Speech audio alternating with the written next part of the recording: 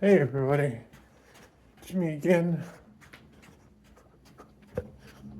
Uh, Increasing this run to 9 minutes.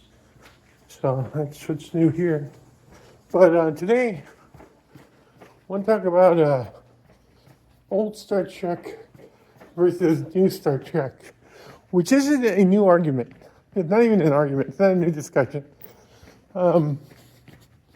When I was younger, old Star Trek and new Star Trek meant the show from the 60s, it's like Kirk versus like show from the 90s and 2000s.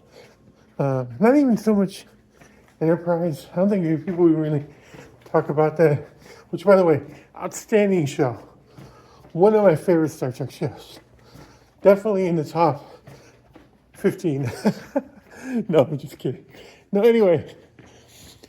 But it was Star Trek Next Generation, and some people consider Voyager too, but that's sort of the beginning of new Star Trek, but not quite. It still had a lot of the same tropes.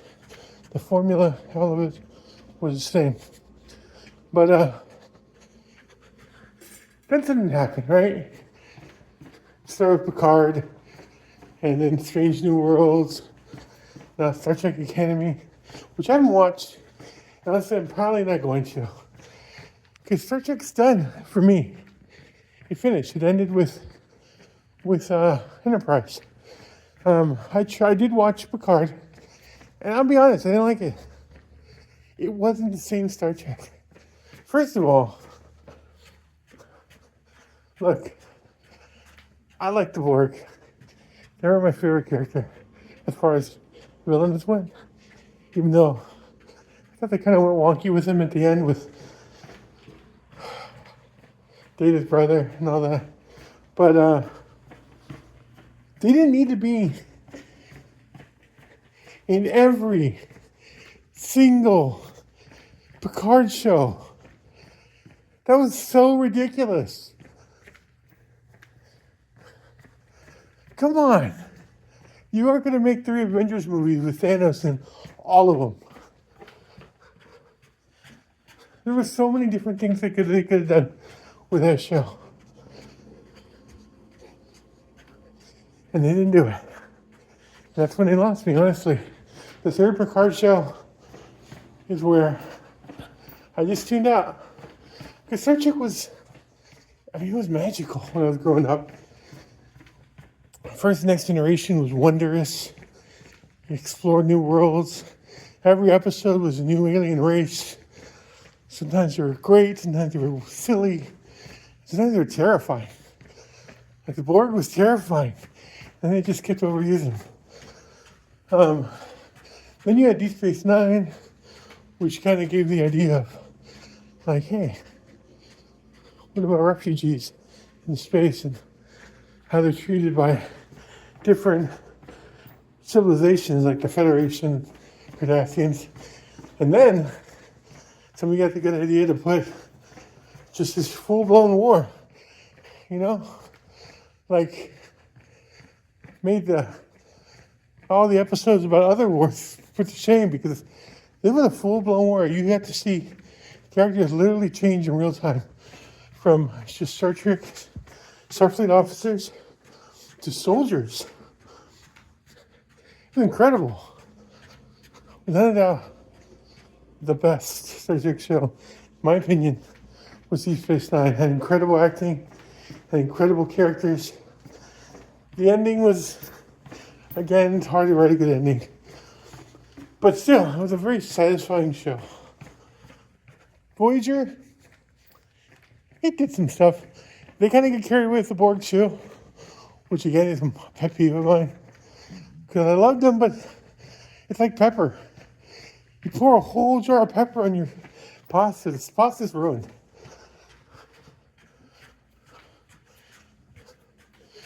But then, you get these new shows with a young Spock and all that stuff. And even the movies, which I thought were okay, but they try too hard to be cool. They had to be cool all the time. And